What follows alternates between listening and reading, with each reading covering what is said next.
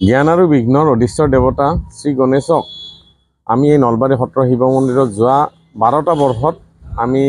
পূজা বা বিভিন্ন অনুষ্ঠানৰ মাজেৰে সেৱা কৰি আহিছোঁ আৰু এইবাৰ ত্ৰয়োদশ বৰ্ষ আৰু এই ত্ৰয়োদশ বৰ্ষত আমি দুদিনীয়া কাৰ্যসূচীৰে এই শ্ৰী গণেশ দেৱৰ পূজা অৰ্চনা কৰাৰ ব্যৱস্থা কৰিছোঁ আৰু অহাকালি 26 আগষ্ট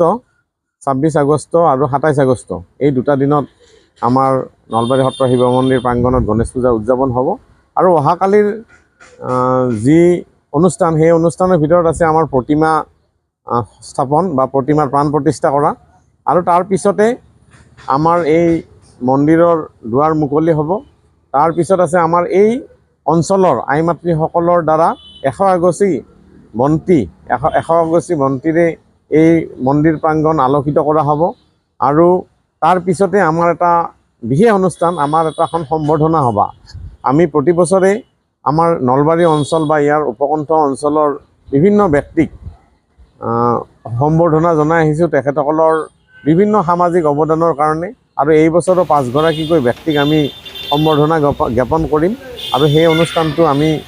আমাৰ সুন্দৰভাৱে ৰূপায়ণ হৈ যোৱাৰ পিছত আমাৰ ৰাতিৰ আজি অহাকালিৰ ৰাতিৰ বিশেষ আকৰ্ষণ আছে ভক্তিমূলক গীতৰ অনুষ্ঠান আৰু এই ভক্তিমূলক গীতৰ অনুষ্ঠানটো ৰূপায়ণ কৰিব আমাৰ জনপ্ৰিয় গায়ক দীপক দাস আৰু ৰতন কুমাৰ আদি কেইবাগৰাকীও জনপ্ৰিয় শিল্পীয়ে আৰু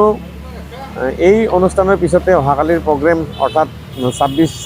আগষ্টৰ প্ৰগ্ৰেমৰ সমাপ্ত হ'ব। পিছদিনা আমাৰ পতাকা উত্তোলনেৰে আমাৰ কাৰ্যসূচী আৰম্ভ হ'ব 27 আগষ্টৰ দিনা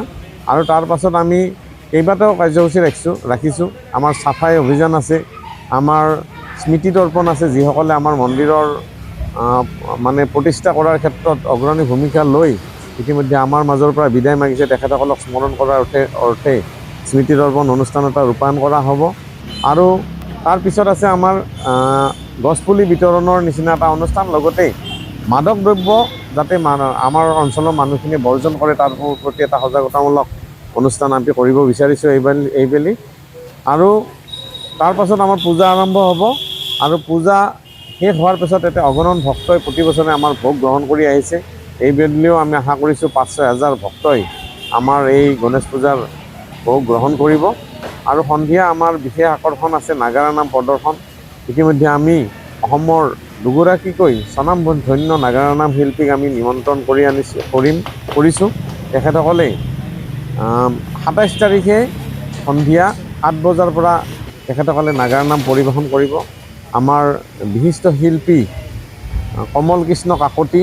আৰু ভৱেন কলিতা দুগৰাকী শ্ৰদ্ধেয় শিল্পীয়ে আমাৰ ইয়াত নাগাৰা নাম পৰিৱেশন কৰিব। গতিকে সমূহ কাৰ্যসূচীতে যাতে নলবাৰীবাসীৰ ৰাইজৰ সমূহ সহায় সহযোগিতা পাওঁ বা এই পূজাখনলৈ আহি তেখেতসকলে গণেশদেৱৰ শ্ৰীচৰণত এপাহি পুষ্প অৰ্পণ কৰে, তাৰ বাবে মই আহ্বান জনাইছোঁ।